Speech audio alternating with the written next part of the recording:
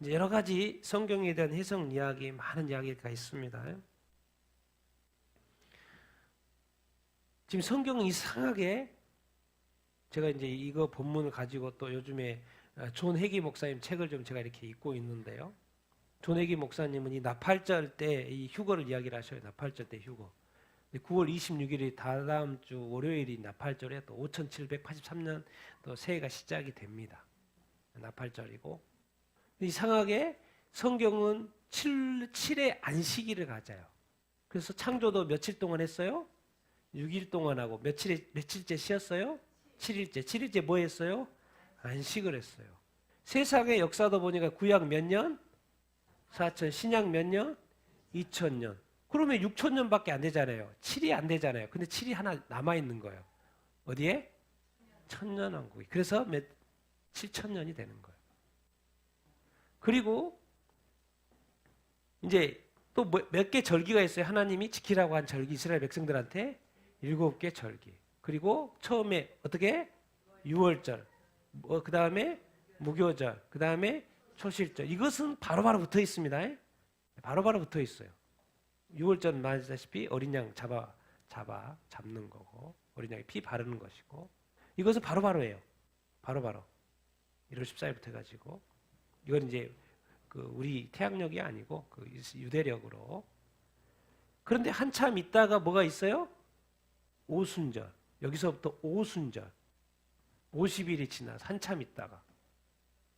그래서 또 더 한참 있다가 뭐가 있어요? 나팔절. 유대력으로 이제 이번 달 9월달 새로 시작하는 5783년이 유대력으로 시작한 나팔절이 이제 러시아 하사나라고 그러는데 이제 나팔절이 이제 시작이 됩니다. 그리고 나팔절, 속죄절 바로바로입니다. 이제 7월 1일 10일. 그래서 나팔절, 속죄절, 장막절은 또 다 이렇게 연결되어 있습니다. 이게 이 세 개는 연결되어 있고 이 세 개는 바로바로 연결되어 이렇게 있습니다. 그런데 그 사이가 띄어져 있어요. 초실절과 오순절 그리고 오순절과 나팔절. 이제 큰 그림으로 보면은 왜 여기가 떨어져 있을까? 왜? 오순절은 무슨 시대가 시작이 된 거예요? 성령이 이 땅에 오시면서 무슨 시대가 시작이 된 거예요? 교회 시대가 시작이 된 거예요. 그래서 교회 시대가 되게 길죠. 그래서 다른 절기는 짧아요. 그러니까 지금 무슨 시대예요? 오순절 시대고 성령의 시대고 교회의 시대고 은혜의 시대입니다. 이게 구원의 시대예요.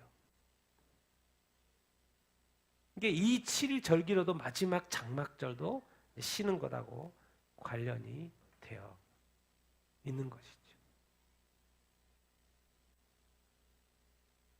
참 이 하나님은 그러니까 이런 거죠. 이제 천년왕국 전에는 6000년 역사, 7000년 역사로 천년왕국 전에 뭐가 있는 거예요? 우리가 말하는 7년 대환란이 있는 것이고 7년 대환란 다음에 이제 천년왕국이 이렇게 있는 그 구조 이렇게 인 거죠.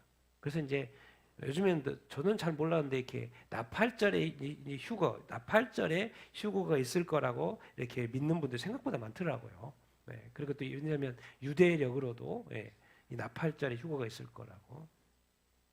그 존 해기 목사님도 그렇게 주장을 이렇게 하고. 그래서 제가 이제 읽으면서 쭉쭉 책들을 좀 읽으면서 제가 궁금했던 거 이런 것들이 사실 이렇게 좀 풀려가지고 제가 좀 이렇게 그 부분을 잠깐 나누려고 이렇게 합니다. 제 고민이 이제 어떻게 보면 이렇게 이 말씀이 맞다면 딱 풀어진 거죠. 우리 하나님의 나팔소리, 휴거는 하나님의 나팔소리와 관련이 있죠. 같이 한번 데살로니가전 4장 16절 18절 우리가 잘 알죠? 같이 읽어보겠습니다. 시작. 주께서 호령과 천사장의 소리와 하나님의 나팔 소리로 친히 하늘로부터 강림하시리니 그리스도 안에서 죽은 자들이 먼저 일어나고 그 후에 우리 살아남은 자들도 그들과 함께 구름 속으로 끌어올려 공중에서 주를 영접하게 하시리니 그리하여 우리가 항상 주와 함께 있으리라. 그러므로 이러한 말로 서로 위로하라. 최고의 위로가 바로 휴거 받는다는 거 아니겠습니까? 왜? 휴거를 통해서 우리가 천국에 가니까. 그래서 위로하라. 왜? 이런 일이 있을 거니까. 그러니까 이거는 이제 쉽게 말하면 주님의 입장에서는 최고의 날인 거죠. 그러니까 막 주님이 호령, 천사장의 소리, 하나님의 나팔 소리까지 해가지고 막 난리, 빠바방 이렇게 하고 어디로부터? 조용히 임하는 게 아닙니다. 예수님이 인간으로 오셨을 때는 마구간에도 태어났고 오는 줄도 몰랐는데 이제 예수님이 다시 우리를 영접하러 오실 때는 빠바박 난리죠, 난리. 그리고 영접하러 왔으니까 뭐 영접받는 사람, 그리스도 안에서 죽은 자들이 먼저 일어나고 또 살아있는 사람이 있을 거 아니고 살아있는 사람도 그들과 함께 뭐요? 어디로? 구름 속으로 끌려가서 공중에서 주를 영접한다. 이거 이제 휴거라 그러는 거죠. 그러니까 그리스도인들은 1차적으로 어떻게 예수님을 만나냐? 휴거를 통해서 만난다고. 공중에서 공중 강림, 친히 공중 강림하시는 예수님을 공중에서 만난다. 이제 이런 이야기. 정말 얼마나 위로가 되는 이야기 이렇게입니까? 근데 나팔 소리? 그리고 죽은 자, 살아남은 자의 똑같은 이야기가 또 있죠. 죽은 자, 또 살아있는 자. 우리도 변화라는 단어를 붙였고 좀 더 구체적으로 마지막 나팔이라는 단어 같이 읽어보겠습니다. 시작. 보라, 내가 너희에게 비밀을 말하노니 우리가 다 잠잘 것이 아니요 마지막 나팔의 순식간이 호련히 다 변화되리니 나팔 소리가 나매 죽은 자들이 썩지 아니할 것으로 다시 살아나고 우리도 변화되리라. 앞에서는 데살로니가전서는 먼저 일어난다 얘기하고 있죠. 그러니까 먼저 일어나는 것은 뭐요? 죽은 자들이 이제 어떻게 일어나는 거예요? 썩지 않을 것으로. 썩지 않는 건 뭐예요? 영원히 썩지 않는. 그러니까 쉽게 말하면 영원히 살 수 있는 몸으로 바뀐다라는 것이죠. 그렇죠? 그래서 다시 살아나고 죽은 자들, 앞에서 죽은 자들, 또 그 다음에 우리 살아남아 있는 자들. 근데 살아남아 있는 자들이 어떻게 해서 올라가는 거예요? 변화되어서. 그런데 여기서는 좀 더 구체적으로 비밀이라는 단어를 쓰고 있고 무슨 나팔에? 마지막 나팔. 어떤 순서가 있는지 마지막 나팔은 단어를 썼어요. 그리고 순식간에 호련히 다 변화된다. 죽은 자들도 썩지 않을 걸로 변화되고 우리 썩지 아직 죽지도 않은 우리 몸도 변화된다. 이렇게 해서 이게 주님을 만난다. 지금 두 개가 일치하죠?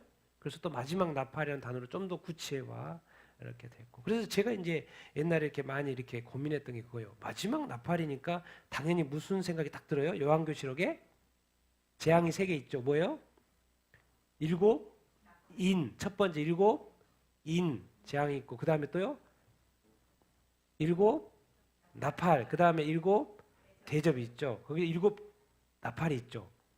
그러니까 마지막 나팔이니까 순서가 자꾸 생각이 나고 그래서 7번째 봤더니 또 요한계시록에 또 7번째 그런 게 또 이렇게 비밀이라는 단어가 있어요. 그러니까 약간 이제 혼동스러운 거죠. 혼동이 되죠. 7절, 10장 7절, 11장 같이 한번 읽어보겠습니다. 시작. 7째 천사가 소리내는 날 그의 나팔을 불려고 할 때 하나님이 그의 종 선지자들에게 전하신 복음과 같이 하나님의 그 비밀이 이루어지리라 하더라. 7째 천사가 나팔을 불매 하늘에 큰 음성들이 나서 이르되 세상 나라가 우리 주와 그리스도의 나라가 되어 그가 세세토록 왕노릇 하시리로다. 하나님이 앞에서 자기 보좌에 앉아있던 24장로가 이방인이 분노하며 주의 진노가 내려 죽은 자를 심판하시며 종 선지자들과 전도들과 또 작은 자든지 큰 자든지 주의 이름을 경외하는 자들에게 상 주시며 또 땅을 망하게 하는 자들을 멸망시킬 때로소이다. 아멘. 그러니까 저는 이제 마지막 나팔이라고 그러니까 7배 나팔 7번째. 그래서 마지막 나팔이니까 7번째 나팔. 그래서 그것을 읽어봤더니 거기도 비밀이라는 단어가 붙어 이렇게 있어요. 근데 이제 틀린 게 있어요. 왜? 앞에서의 마지막 나팔은 누가 일어나요? 크리스찬이죠. 맞죠? 크리스찬이 죽은 자가 먼저 일어나고 살아있는 크리스찬이 변화에 올라간다고 되어 있죠. 근데 여기에 7번째 나팔은 또 자세히 보면 그러니까 여기서는 10장에서는 그 비밀이 이루어진다라고 했고 실제로 이제 11장에 와서는 실제로 부르는 거예요. 실제로 나팔이 불려지는 거예요. 그래서 소리가 나는 거죠. 세상 나라가 주와 그리스도가 나라가 된다. 그리고 24장로가 하는 말이 있어요. 근데 여기서는 이상하게 읽어보면 같이 돼 있어요. 그 크리스찬만 돼 있는 게 아니고 뭐예요? 주의 이름을 경외하는 자들은 누구겠어요? 믿는 사람들이겠죠. 크리스찬들은 뭐 한다? 상 주신다. 그리고 또 땅을 망하게 하는 자들은 뭐 한다? 멸망. 그러니까 여기는 지금 어떻게 돼 있어요? 같이 돼 있어요. 그러니까 뭔가 종합적으로 설명을 하고 있어요. 이런 혼란이 있는 거죠. 마지막 나팔로 했을 때 마지막 나팔로 연결되는 일곱 입 나팔장의 마지막에서 보면 뭔가 비밀이라고 하면 또 맞는 것도 같은데 또 약간 이건 또 전체적으로 믿는 사람과 안 믿는 사람을 같이 해놨고, 그래서 그 나팔이 이제 어떤 많은 사람들은 그 마지막 나팔이 이 나팔이라고 믿는 사람도 많습니다. 많아요. 이렇게 이것이 마지막 나팔이라고 믿는 사람도 많고, 저도 이제 전에도 이렇게 그랬었죠. 그런데 이제 우리 존 회기 목사님이 이제 책을 읽는 과정에 이렇게 푸시더라고요. 유대인 결혼식으로. 그래서 내가 새로운 사실을 알게 된 것이죠. 유대 결혼식에 있는데 이제 신랑이 신부를 찾아갈 때 뭘 가지고 가요? 지창금, 또 약혼 증서, 또 포도주가 든 가죽 부대. 그래서 신랑이 딱 가지고 가면 신부의 아버지가 있을 거 아니에요. 신부의 아버지가 지창금을 보고 얼마 가져왔나 보고 뭐요? 오, 이 정도면 되겠네, 안 되겠네 판별하고 이거 이 정도면 오케이, 내 신부 줄 수 있겠다 이렇게 말하세요. 그러면 이제 받아들여진 거죠. 그러면 약혼 증서가 이제 효력 있어요, 없어요? 효력서 있어요. 그럼 중요한 거는 아버지는 돈 보고 오케이 했는데 신부가 오케이 안 할 수가 있죠. 그것을 확인하는 방법이 뭔가요? 포도주를 가져간 게 그건 거예요. 저 포도주는 아버지가 마시는 게 아니고 누가 마시는 거예요? 신부가 가져간 이 포도주를 받아서 마시면 신부도 자기도 오케이 하는 거예요. 오케이 하는 거예요. 그러니까 지창금 아버지 사인 오케이, 증서 그러면 오케이 됐어요. 이제 마지막으로 남아있는 게 신부의 사인이에요. 신부의 승인인 거예요. 근데 신부가 딱 포도주를 딱 마시는 거예요. 그때 울리는 나팔이 뭐다? 첫 번째 나팔. 그때 나팔을 분대요. 그래 실제로. 그 유대인 결혼식에서 그때 이것이 다 통과가 되면 나팔을 이렇게 분대요. 그래서 이것이 첫 번째 나팔인 거예요. 근데 우리도 알다시피 유대인 결혼식은 몇 년, 1년이라는 시간이 걸린다 그랬죠. 그래서 1년 동안 준비하는 거죠. 그래서 이제 이제 확인받고 이제 신랑은 돌아가는 거죠. 어디요? 아버지 집으로. 가서 뭐 하는 거예요? 신혼방을 이제 1년 동안 준비 열심히 이렇게 하는 것이고, 신부는 뭐겠어요? 신랑이 오는 것을 이제 기다려야 되죠. 늘 준비하고 있어야 하죠. 언제 올지 모르는 거니까. 근데 약간 암시는, 제가 보니까 자세히 보면 암시는 있어요. 보통 1년이니까 그래도 1년은 중간까지는 그냥 이렇게 살다가 좀 뒤에는 이제 가까운 것 같네. 네. 약간 힌트가 있는 것 같지 않아요? 1년 내내 긴장하고 살면 이거 어떻게 살아? 약간 이런 힌트도 있는 것 같아요. 그래서 아마 신부도 한 6개월은 편하게 살다가 이제 6개월은 진짜 긴장. 근데 1년인데 성경에도 말한 듯이 여기서 그런데요. 아빠가 신랑은 그 아버지가 절대로 말 안 해준대요. 너 언제 가라는 거. 신랑이 딱 보고 있어요. 다 준비가 됐는 때인가 보고 있어요. 그리고 1년 정도 되면 이제 준비가 다 됐다. 그러면 그때서 말하는데 절대로 성경도 말해요. 마태복음에 그날과 그때는 아무도 모른다는 거예요. 그러니까 신랑도 그때 1년이 다 됐어도 몰라요. 아버지가 말해야지 그때 가는 거예요. 아들도 모르고 예수님도 모르고 또 신랑도 모르고 있어요. 하나님만 알고 있어요. 여기서는 신랑 아버지만 알고 있어요. 근데 신랑 아버지가 어느 날 그러는 거예요. 야, 너 준비됐다. 신부 데려와라. 그때 딱 떨어지면 이제 어디 가는 거예요? 신부 집에 가야죠. 신랑이 어디 가요? 신부 집에 가요. 그리고 이제 뭘 제시해요? 여기는 이제 약혼 증서, 여기 뭐예요? 결혼 증서를 제시를 이렇게 하죠. 그리고 이제 누구를 데려오면 돼요? 신부가 준비되어죠. 신랑이 언제인지 모르겠는데 이제 신랑을 맞을 준비를 1년 동안 하고 있어야 되겠죠. 그 신랑을 맞을 준비를 신부는 늘 하고 있었는데 어느 날 갑자기 오는 거죠. 그러니까 갑자기 성경에서 자꾸 신랑이 오는 거에 대한 준비하라는 게 그런 이야기 이렇게 언제 올지 모르니까 그날과 그때는 알지 못하니까. 그래서 어느 날 신랑이 딱 왔어요. 신부가 얼마나 준비된 신부가 얼마나 눈 빠지게 기다렸겠어요. 너무 좋아하죠. 그때 나팔이 한번 더 울려요. 이제 모든 게 해결됐잖아요. 근데 이 목사님은 이렇게 유대인 결혼식의 절차에 이 두 번째 나팔이 유대인들은 무슨 나팔이라고 말하냐면 마지막 나팔이라고 말한대요. 제가 이번에 이걸 알게 된 거야. 너는 그 요한계시록의 나팔지향이 7번째라고 옛날에는 잘 풀리지 않아가지고 그렇게 했는데 그러면서도 풀리지 않는 그런 부분이 있었는데 이분은 유대인 자체가 이 두 번째 나팔이 마지막 나팔이라고 그런데요, 유대인들은. 그러면서 저한테 많은 것들이 이렇게 풀렸어요. 그동안에 가지고 있던 그 어떤 의문들과 뭔가 맞지 않는 그런 것들. 왜 마지막 나팔이라고 했으니까 분명히 마지막 나팔인데 뭔가 순서가 있어 보이는데 그 순서가 나 7번째인 줄 알았는데 여기서의 결혼식에서의 두 번째 나팔이 마지막 나팔이라는 그런 용어를 쓴대요. 그분들이, 유대인들이. 참 이게 맞다면 진짜로 맞는 거죠. 유대 결혼식과 관련돼 있고 나중에 예수님 우리의 신랑이잖아요. 그렇죠? 그리고 우리는 뭐예요? 예수님의 신부 똑같은 거죠. 그래서 우리는 지금 신부로서 예수님을 기다리고 이렇게 있는 거. 그 휴거자 휴거. 주님이 부르시면 가야 되니까. 근데 그때가 언제인지 알지 못하는 것이죠. 그래서 어쨌든 마지막 나팔을 이 두 번째 나팔이 마지막 나팔이라고 그런다는 이 사실. 그러면 그렇게 또 연결을 할 수가 있겠죠. 자, 중요한 건 뭐예요? 또 신부가 신랑을 맞을 준비를 해야 돼요, 안 해야 돼요? 해야 돼요. 신랑은 뭐 하러 가요? 신혼방. 예수님이 신랑이니까 예수님이 요한복음 이렇게 말씀하셨죠. 같이 읽어보겠습니다. 시작. 시몬 베드로가 이르되 주여 어디로 가시나이까? 예수께서 대답하시되 내가 가는 곳에 내가 지금은 따라올 수 없으나 후에는 따라오리라. 너희는 마음에 근심하지 말라. 하나님을 믿으니 또 나를 믿으라. 내 아버지 집에 거할 곳이 많도다. 그렇지 않으면 너희에게 일렀으리라. 내가 너희를 위하여 거처를 예비하러 가노니 나서 너희를 위하여 거처를 예비하면 내가 다시 와서 너희를 내게로 영접하여 나 있는 곳에 너희도 있게 하리라. 아멘. 자, 약혼을 하고 나서 신랑이 신혼방을 준비하는 거와 더 비슷하죠.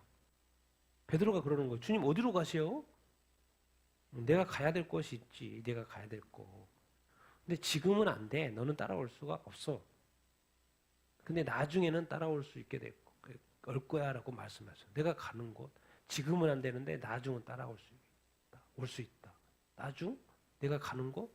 하나님 믿으니까 지금 나 좀 믿어라. 니들 하나님 잘 믿지 않은 게 나 꼭 믿어야 된다는 거. 그러면서 누구 집? 내 아버지 집. 그러니까 내가 가는 곳은 어디겠어요? 내 아버지 집이에요. 내 아버지 집은 또 어디겠어요? 천국이죠. 거기에 뭐가 많다? 거할 곳이 많다. 만약에 그렇지 거할 곳이 많이 없었으면 알려줬을 거라는 거예요. 그래서 내가 거기 가는데 내가 너희를 위하여 거처를 예배하면 신혼방을 예배하면 너희들이 거할 거처를 예비하면 가서 너희를 위하여 거처가 예비가 되면 어떻게 한다? 내가 다시 와서 유대 결혼식처럼 신랑이 신부를 데리러 오는 것처럼 예수님이 거처가 다 마련되면 다시 내가 오겠다라는 거예요. 그러면서 똑같은 말을 해요. 지금은 안 되고 나중에 온다 그랬잖아요. 뭐예요? 너희가 내게로 영접하여 나 있는 곳인 거죠. 내가 가는 곳, 아버지의 집, 그 예수님이 계시는 그곳, 그 천국에 이제 후에는 따라오게끔 데려가시는 거니까. 그 말이 다 맞는 거죠, 지금. 근데 거기를 가는 방법이 내가 가는 게 아니고 그분이 다시 와서 나를 데려가야 된다는 거예요. 그러니까 공중재림 하시는 그 이유가 뭐예요? 나를 데리러 가는 거죠. 어디 데려가려고? 아버지 집에 데려가려고. 나를 이렇게 낚아채러 오는 것이죠. 그러니까 똑같잖아요. 예수님 오신다는 것은 뭐예요? 거처가 예비되면. 근데 아직 예수님이 언제 오실지 몰라요? 알아요? 몰라요. 아버지 하나님이 아직 말씀 안 하셔. 그러니까 하나님 아버지가 가라 하면 하나님 왜 가라는 사인을 하나님이 내리겠어요? 뭐가 예비되면? 거처가 예비가 되면. 여러 가지 또 이렇게 연결할 수 있겠지만 여기서는 거처가 예비되면 하나님이 가라 그러면 예수님이 다시 와서 우리를 데려가는 거지 내가 가는 게 아니라. 모든 크리스찬은 천국에 가는 방법은 뭐예요? 예수님이 데려가야지 가는 거지 내가 가는 게 아닙니다. 반드시 예수님의 이 휴거를 왜 예수 믿는 사람은 뭐예요? 죽었더라도 다시 살아나서 공중에 살았더라도 예수님을 공중에 예수님을 만나고 예수님이 데려가시는 것이지 내가 막 쑥 너무 단순하게 생각하면 안 돼요. 그래서 지금은 안 되는데 베드로도 나중에 가게 이렇게 되는 것이죠. 이제 우리도 이제 이렇게 예수님이 거처가 마련이 되면 뭔 말입니까? 너무 이렇게 이런 거 들으면 너무 기분이 좋지 않습니까? 왜 좋아요? 왜 좋아요? 예수님이 데리고 온다는 것 때문에 좋죠. 그것도 좋은데 또 뭐가 좋아요? 예? 예? 뭐라고 하세요? 천국 가는 거. 천국도 좋아요. 근데 좀 더 구체적으로 지금 말하고 있죠. 뭐가 준비되면, 뭐가 예비되면? 거처가 준비. 그러니까 뭔 말입니까? 우리 각각의 거할 거처를, 처소를 하나님이 또 다 예비하신다는 거예요. 그 좋은 천국에 또 좋은 집들을 다 예비해 주신다는 거예요. 너무 좋으신 분 아닙니까? 천국만 가도 좋은데 천국에서 영원히 살아야 되니까 또 좋은 거처도 다 마련해 주시고 그리고 또 그것이 준비되면 다시 와서 이제는 그때는 안 되지만 지금은 다시 영접해서 같이 그곳에 있다는 거처가 다 또 있다는 것을 우리가 또 알 수가 이렇게 있죠. 그래서 아버지가 예수님이 우리를 이제 휴거로 통하여 우리를 데리고 가려고 이렇게 오시는데 그래서 이제 여기서 이제 구분 지금은 어느 때라는 거죠. 지금은 어느 때? 지금은 어느 때? 무엇을 해야 될 때? 예수님은 이 땅에 오셔가지고 뭐로 시작했어요? 회개로 시작을 했어요. 사역을. 맞습니까? 회개로 시작하고 또 사역의 마지막 말씀이죠. 시작의 말씀, 마지막 말씀이에요. 그래서 제가 이제 지금 말을 하고 싶은 건 뭐예요? 복음 전파 때가 있고 마지막 때는 회개될 때라는 말이 이 구분을 하자는 거죠. 우리가 너무나 잘 아니까 이때부터 예수께서 비로소 선파하여 뭐하라? 회개하라. 뭐가 가까이 왔다? 천국이 가까웠다. 예수님 이제 죽을 때가 다 됐어요. 이제 십자가에 못 박혀가지고 부활해가지고 이제 이제 천국 다시 돌아가셔야 되는데 마지막 말씀, 당부의 말씀 뭐예요? 너희는 가서 누구에게? 모든 민족에게 복음 전하는 거예요. 그러니까 모든 민족 구원받을 수 있도록 이렇게 복음 전파의 시대를 지금 말씀하신 거예요. 언제까지? 세상이 끝날까지 복음 전파하면서 해야 된다. 복음 전파해야 된다고 말씀을 이렇게 하고 있어요. 그래서 복음 전파를 쭉 했어요. 그래서 마지막에 책 어디에? 요한계시록에. 요한계시록은 전파 이야기를 하지 않아요. 왜? 복음이 이제 전파됐기 때문에. 그래서 대표적으로 7교회를 뽑았어요. 그래서 7교회에 마지막으로 교회에 무슨 말을 하는 줄 알았더니 뭐라 그래요? 뭐하라 그래요? 같이 4, 5절만 읽어보겠습니다. 시작. 그러나 너를 책망할 것이 있나니 너의 처음 사랑을 버렸느니라. 그러므로 어디서 떨어졌는지를 생각하고 회개하여 처음 행위를 가지라. 만일 그리하지 아니하면 회개하지 아니하면 내가 내게 가서 내 촛대를 그 자리에서 옮기리라. 이게 지금 교회의 시대고 은혜의 시대입니다. 복음 전파의 시대예요. 그리고 예수님이 회개하라 천국이 가까워야 했다고 말했을 때는 믿는 사람이 없었어요. 그러니까는 모든 사람에게 한 거죠. 왜? 예수님 처음 왔기 때문에 아직 믿는 사람이 발생하지 않았어요. 그리고 이제 예수님이 이 땅에 십자가에 못 박혀 죽으시고 부활하시고 가시고 또 성령이 오시고 그래서 지금 이 요한계시록이 시작이 된 때는 뭐죠? 거의 이제 90년대 끝에 거의 100년 돼서 쓴 거니까 이제 복음이 전에는 한 70년 전해졌어요. 그러다 보니까 여기저기서 교회들이 생겼어요. 그러니까 예수님이 할 말씀 있는 거예요. 이제는 교회들한테 말할 말씀 있는 거예요. 교회들한테. 처음에는 그냥 외친 거고 근데 외쳤는데 그 말씀이 뭐였어요? 회개라는 거였고 그 다음에 가시면서 미션을 주신 거였고 그래서 이 마지막 때까지 지금 여기까지 온 거죠. 근데 이제 마지막 복음 전파의 시대가 끝나고 이제 마지막 교회, 마지막 당부 그러면서 이제는 교회를 하나씩 짚어요. 너 이거 잘못 있어? 너 이거 책망할 거 있어? 너 이거 있어? 왜? 교회들이 세웠으니까. 왜? 이제는 주님을 만날 때, 신랑을 만날 때가 됐으니까. 그러니까 이제는 우리가 요즘에 뭐 모든 전 세계의 목사님들이 다 성도들로 다 이제 마지막 때라는 걸 알잖아요. 요즘에 돌아가는 이 모든 것들. 그래서 제가 이제 약간 고민했었어요. 사실은 지금까지. 마지막 때는 부흥과 뭐 놀라운 이런 복음 전파를 더 열심히 해야 되는데, 그래서 저도 더 열심히. 사실 회개도 해야 되는 것도 알았지만은 더 그러니까 빨리 끝나니까 더 빨리 복음을 전해야지, 더 그래야지 그런 생각에 사실 많은 퍼센트지가 많이 가 있었거든요. 근데 이상하게 이 목사님도 그렇고 지금 성경에 다시 보니까 뭐예요? 뭘 강조해요? 회개를 강조하는 거예요. 왜? 이제 누구를 만날 준비를 해야 된다는 거예요? 예수님 만나야 되는 거예요. 그래서 각각의 교회마다 지적을 해줘. 너는 이 문제가 있고, 너는 이 문제가 있고, 너는 저. 이게 7교회가 있는데 딱 2교회 빼고. 그럼 뭔 말입니까? 지금 7명, 우리가 지금 7명 있으면 지금 5명은 문제가 있다는 거예요. 2명은 괜찮아요. 근데 2명 괜찮은데 5명에는 문제가 있다는 거예요. 그런데 거기에 단어를 다 뭔 단어를 썼어요? 회개해라. 회개하지 않으면 어떻게 된다? 안 된다고 말씀하고 있어요. 그래서 다시 한번 제가 이렇게 깨닫는 건 뭐냐면, 회개가 이렇게 그렇게 중요한 거구나. 그러니까 회개하고 복음 전파해야 되는 거예요. 자기도 준비도 안 된 상태에서 복음 전파하고 있다가는 회개가 안 되면 문제가 될 수 있다는 거예요. 이해됩니까? 이해가 돼요 지금? 그러니까 복음 전파도 해야 돼요. 마지막까지 최선을 다해야죠. 복음 전파해야 되는데 자기 자신이 준비된 상태에서 복음 전파를 해야지. 이제 주님 만날 준비를 하는 단계이기 때문에 지금까지 교회의 시대, 은혜의 시대, 그래서 만방의 모든 민족에 복음이 전해져서 지금은 이제 복음 모든 민족에 복음이 전파되고 진짜 성경 번역이 모든 민족의 언어로 이제 조금만 있으면 신구약이 다 번역되는 이 시대 가운데 있어서 이제 이것이 마지막 때라고 하면 중요한 것이 뭐냐? 이제 아직 예수 믿지 않는 사람도 아직도 많기 때문에 복음을 전해야 되지만 먼저 우선순위가 바뀌어야 된다는 거예요. 지금은 마지막 때니까. 뭐로 바뀌어야 된다? 뭐로 바뀌어야 돼요? 회개. 자기 자신 점검이 필요하다는 거예요. 왜? 그래서 요한계시록에 교회마다 하나씩 다 틀렸잖아요. 비슷한 것도 있지만 이 교회는 이 문제, 이 교회는 이 문제. 여기서는 에베소니까 뭐요? 책망할 거 있다. 뭘 버려버렸다?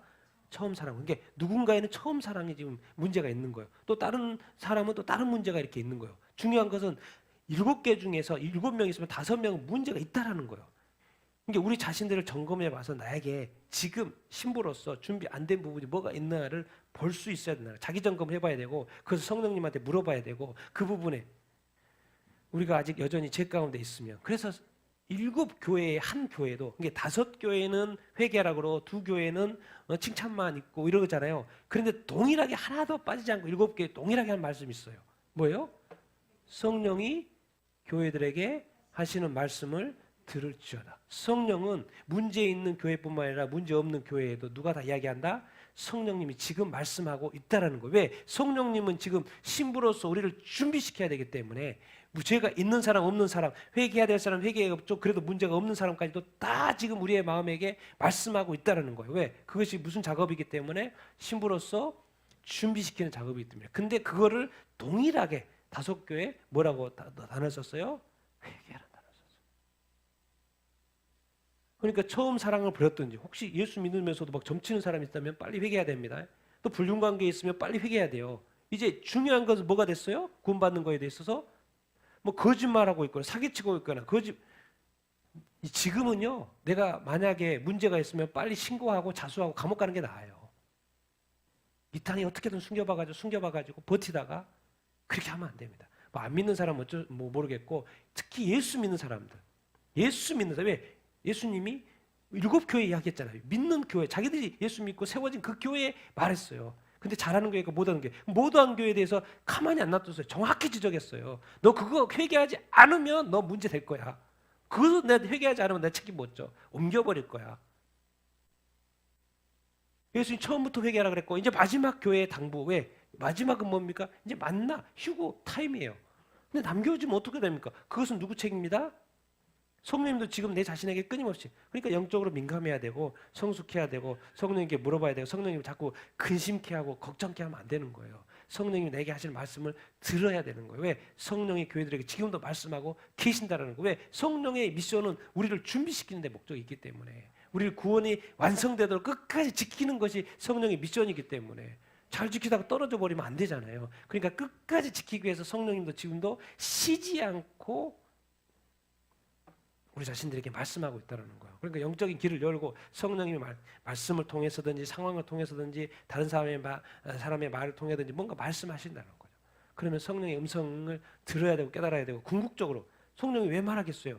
뭐가 있는지 없는지, 회개할 것이 있는지 없는지. 지금은 그래서 우리 자신들을 이게 마지막 때에 끝까지 복음 전하는 거 중요한데 준비되지 않은 상태에서 회개해야 될 일들이 있으면 안 된다는 것을 우리가 기억해야 된다는 거예요. 그래서 마지막 때는 회개하고 뭐 하는 거예요? 이 땅에 남은 삶에 대해서 최선의 삶을 우리가 살아가야 하는 거예요. 근데 첫 번째, 지금은 교회 시대 2000년대 복음 전파 시대가 아니고 이제 마무리 단계에서는 이제 1차적으로 먼저 뭐하고 회개하고 마지막 미션에 위해서 달려가야 된다라는 거예요. 그래서 철저하게 자신들에 대해서. 그러니까 이제 회개 이야기하면 이제 무슨 문제가 있습니까? 이제 뭐로 가냐면 이 영적인 문제, 인격적인 문제로 가는 거예요. 우리가 예수님 믿으니까 다 교회 다니잖아요. 근데 그 다니는 우리 자신의 모습 속에 과연 예수님의 신랑이 지금 당장에 와도 내가 지금 교회에 다니는 이 문제에 있어서 아무 문제가 없을까 생각을 하면서 지금 교회를 다니라는 거예요. 교회만 지금 왔다 갔다 하면 안 된다는 거예요. 옛날에는 그게 괜찮았어요. 왜? 주님이 오실 때가 아니니까. 그래서 그런 것들은 문제가 없었어요. 회개 안 해도 좀 지연돼도 모르고도 이랬는데 지금은 뭐요? 찾아내야 된다니까요. 회개할 것이 하나라도 남기면 안 돼요. 그 항상 거룩함으로 준비되어서 살아가야 되는 때라는 거예요. 그래서 요한계시록 7개 다 구체적으로 지적하고 정확히 말했어요. 회개 안 하면 큰일 나라고까지도 말씀을 하셨어요. 정확히 지적을 해주고 여러분 구원보다 더 소중한 것이 없습니다. 그래서 예수님은 마지막 교회 이제 복음이 전해져 가지고 이제 마지막 때 그렇게 구체적으로 설명을 해준 거예요. 그래서 이제는 지금 이 시대는 이 마지막 때 회개가 우선이다. 그리고 그 다음에 우리에게 주어진 미션 마지막까지 미션 계속해서 나아가는 거예요. 그래서 끊임없이 자기 자신을 돌아보는 것이 중요하다. 여러분 정말 저도 이렇게 생각하지만 내가 예수 믿고 내가 천국에 못 가면 그 큰 손해가 어디가 있습니까? 또 우리 성도들 중에 다 몇 명 80%는 가는데 20%안 가봐요. 그거 큰일 나잖아요. 그런데 우리가 이렇게 성령이 교회들에게 말씀하신다는 이야기는 7교회 다 말씀해요. 각 사람에게 분명히 말씀하십니다. 분명히 말씀하죠. 그래서 기도도 그렇게 해야 돼요. 성령님, 내가 성령의 음성을 듣게 해주십시오. 또 깨닫게 하실 때 순종하게 해주십시오. 나도 내 자신의 죄를 분명히 있어요. 자기 자신이 이건 죄라고 문제가 있다고 하는 것이 있으면 반드시 회개해야 됩니다. 반드시 그리고 또 반복적으로 지으면 안 돼요. 왜 예수님이 뭘 그렇게 강조했냐면 뭐요? 붙잡힌 음행 중에 붙잡힌 여인 이제는 성경의 율법대로 뭐하라? 돌로 쳐 죽이라고. 근데 예수님이 살려줬어요. 야 주변 찾아봐라 아무도 없네요. 그래 나도 너를 정죄하지 않는다. 지금은 내가 정죄하지 않는다는. 근데 한마디 하셨어요. 내가 지금은 너 정죄하지 않아. 지금까지 잡혀서 너 지금 돌 맞아 죽을 건데 내가 살려줬어. 왜? 나도 정죄하지 않아. 저 사람도 너를 정죄하지 못하겠어. 근데 한마디 중요한 말을 했어요. 뭐예요? 가서 뭐하라? 뭐하라? 다시는 분명히 예수님 말했습니다. 너 오늘 걸렸지? 지금은 용서하는데 다시 죄를 지면 나는 이제 손 못 써. 넌 돌에 맞아 죽어야 돼. 이게 우리의 마음 태도야. 다시 범죄 짓는 거예요. 지금 이게 반복적으로 지은 죄, 또 이것이 분명히 죄라고 여겨지는 걸 알고 있으면서도 지은 죄 빨리 다 끊어야 됩니다. 옛날에 그 은혜의 시대가 끝나갑니다.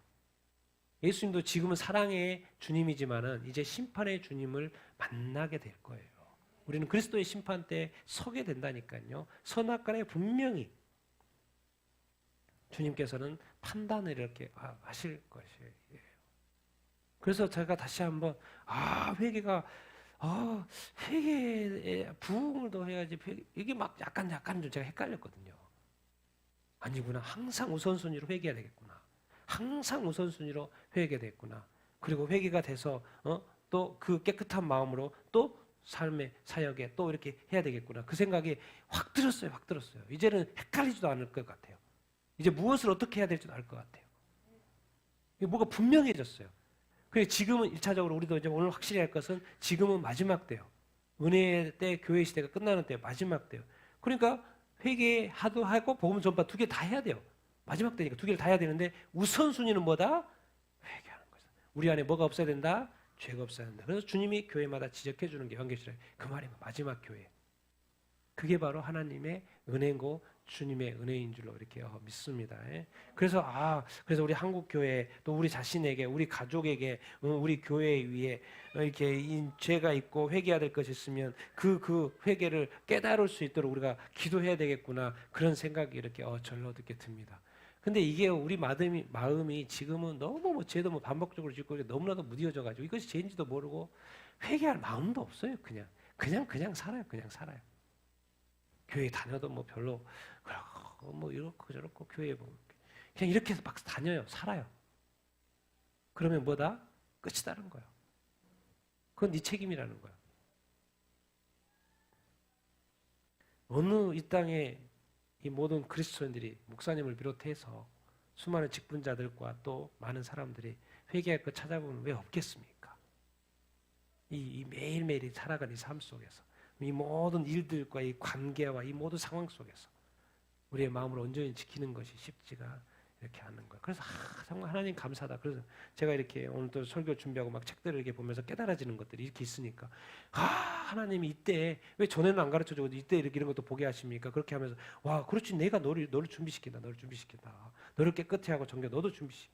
그런 생각이 절로 들고 그래서 막 더 감사하고 감사하다 그런 생각이 이렇게 드는 거예요.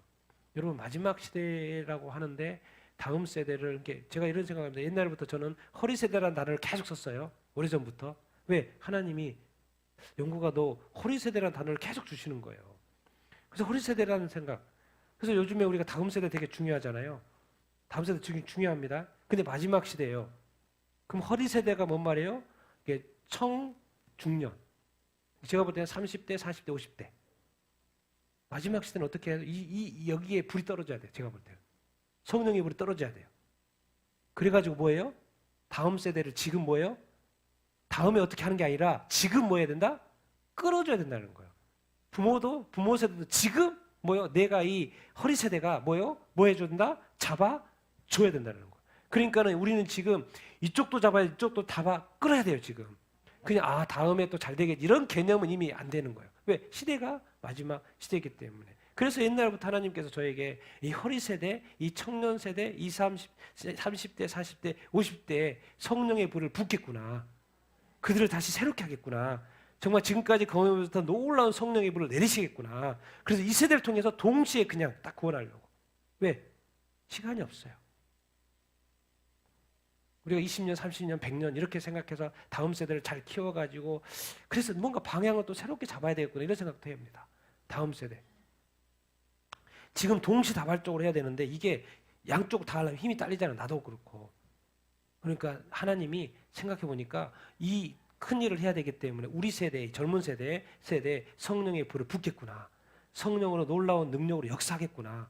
은혜가 쏟아지겠구나. 하나님의 영광이 나타나겠구나. 그런 생각이 절로 이렇게 드는 거예요.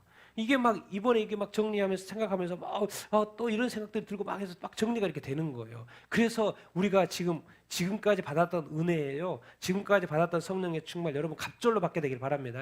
엘리사가 그랬잖아요. 엘리야의 성령도 대단한데 엘리사의 성령인데 엘리사는 뭐예요? 갑절 주십시오. 갑절 주십시오. 야, 그럼 갑절이 어딨냐? 성령의 갑절이라는 게 어디가 있냐? 근데 주세요 했더니 줬어요? 안 줬어요? 줬어요. 하나님은 무한하니까. 그것도 대단했는데 더 큰 일 할 수 있도록 갑절을 부어줬어요. 누구에게? 엘리사에게. 그랬더니 뭐예요? 죽은 과부의 아들을 살려요? 안 살려요? 죽은 아들을 살린다니까요. 왜? 성령이 갑절로 역사하니까. 지금 우리가 다시 한번 꿈을 꿉시다. 꿈을 꿔요. 하나님 우리를 허리 세대로 이 시대 이 마지막 때 허리 세대로 지금 있게 하는 이유가 있다는 거예요. 왜? 내가 너희를 사용하기를 원한다는 거예요. 첫 번째. 근데 첫 번째 뭐 하기를 원한다? 회개하기를 원한다. 너 이거 되면 내가 마음껏 부어주고. 왜? 내가 해야 되니까. 너를 통해서 네 자녀들을 구원할 거야. 지금은요, 자녀들 놔두면 안 돼요. 끌어야 돼요. 붙들어줘야 돼요. 바르게 인도해야 돼요. 그리고 또 뭐예요? 다음에, 제가 볼 때는 다음은 기회가 없을 수 있습니다. 이제는 다음이 아니라 지금 더 기도하고 더 중보하고 더 한 번 더 사랑해주고 더 격려해, 막 이렇게 막 잡아 당기면서 막 싸우라는 이야기가 아니고, 지금 2배로 살아가고 2배로 용서하고 2배로 축복하고 2배로 위로하고 2배로 해서, 사랑이 옛날에는 한 번씩 하면서 오래 걸릴 거를 지금 막 부으라는 거예요. 그래서 그 자녀들인지 부모 세대인지 더 변화할 수 있도록, 또 모든 상황들이 주님 다 복음의 기회가 되게 해주십시오. 회개의 기회가 되게 해주십시오. 그렇게 막 기도해야 된다는 거예요. 왜? 그렇게 하기 위해서는 또 깨달음도 있어야 되고 더 능력도 이렇게 받아야 되겠죠. 그래서 왜 그 허리 세대라는 단어, 그리고 지금 우리 허리 세대, 여기 앉아 있는 다 허리 세대죠. 허리 세대에 하나님께서 정말 성령의 놀라운 불들을 부어 줄 줄 이렇게 믿습니다. 그리고 회개하면 또 부어 줄 수밖에 없어요. 왜? 하나님이 통로가 필요한데, 허리 세대가 필요한데 우리를 사용하지 않겠습니까? 그러니까 다시 한번 제가 소망감이 생기는 거예요. 우리가 회개하고 준비되면 하나님이 놀랍도록 부으시겠구나. 지금 많은 상황들이 안 돌아가고 문제가 있는 것 같지만 그것이 아니구나. 하나님은 왜 그런가? 왜요? 이 통일도 한국 교회의 회개의 영이 역사하면 통일되겠구나. 그런 생각이 들어요. 준비시켜서 통일되겠구나. 그런 생각이 들고, 안 되는 이유가 있었다는 거예요. 왜? 이 순서대로 가면 안 돼요. 잘못 가는 순서이기 때문에. 왜? 한국 교회가 회개하고 다시 온전해지면 북한 땅도 되겠구나. 그런 생각, 많은 것들이 지금 풀어지고 있습니다. 저한테 이번에 이렇게 준비하고 책을 읽으면서 기도하면서 이렇게 풀어지고 이렇게 있어요. 그래서 회개가 우선순위로 해야 되겠구나, 그런 생각을 절로 하게 됩니다. 여러분, 치유받을 거 있습니까? 회복돼야 될 거 있습니까? 풀어져야 될 것이 있습니까? 뭐 하면 돼요? 회개하면 돼요. 그걸 다 찾아보는 거예요. 내 언어 생활, 생각, 습관, 뭐 행동, 또 과거의 죄를 또 반복해서 지고 있지 않는지, 그런 생각들을 다 점검해 보는 거예요. 그래서 나를 하나님이 축복할 수밖에 없도록 회개할 게 없이 만들면 되는 거예요. 그리고 이제 우리는 왜 선교적인 교회로서 선교에 관심이 있고 복음 전하는 거에 관심이 있으니까 하나님이 하시겠죠. 그런데 이 회개하는 교회, 회개된 성도를 통해서 하실 거라는 거. 그래서 하나님께서 그렇게 일하실 거라는 거, 그런 생각이 또 절로 들어요. 그래서 회개 많이 하십시다. 그냥 뭐 하나도 남기지 말고 다 하십시다. 가족 구원에서 회개 다 하십시다. 안 되면 나도 내 것도 해야 하고, 가족도 회개 못하면 내가 대신 해주는 거죠. 그래 안 그래요? 어차피 몰라서 못해. 그럼 내가 대신하니까 하나님 불쌍해서도 일하실 줄 아닙니까? 이렇게 회개를 잘하는 여러분들 다 되기를 예수님의 이름으로 축원드립니다. 교만하게 나는 회개할 거 없어. 나 괜찮고 살고 괜찮은데 나 지금 이대로 이대로만 믿어도 예수님 믿고 천국에 갈 거야. 그렇게 자만하지 말고 교만하지 말라는 것입니다.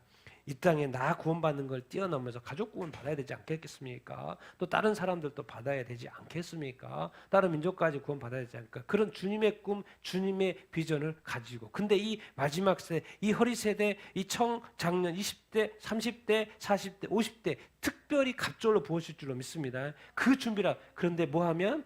회개하면, 다시를 범죄 짓지 않으라고 결단하면서 나아가면. 이해되십니까? 마지막 때 회개가 또 얼마나 중요하다는 거 다시 한번 깨닫는 여러분들 다 되기를 예수님의 이름으로 축원드립니다. 이제는 다음 세대를 뭐예요? 다음에 어떻게 돼서 그런 게 아니라 지금 내가 준비되어서 다음 세대를 붙잡아줘야 된다는 거예요. 강력하게 붙잡아줘야 된다는 거예요. 시간이 없기 때문에 그렇습니다. 우리 같이 한번, 우리가 회개도 뭐 할 게 있는지 없는지 또 생각도 해보고, 주님, 내가 회개하는 사람이 되게 하여 주시옵소서.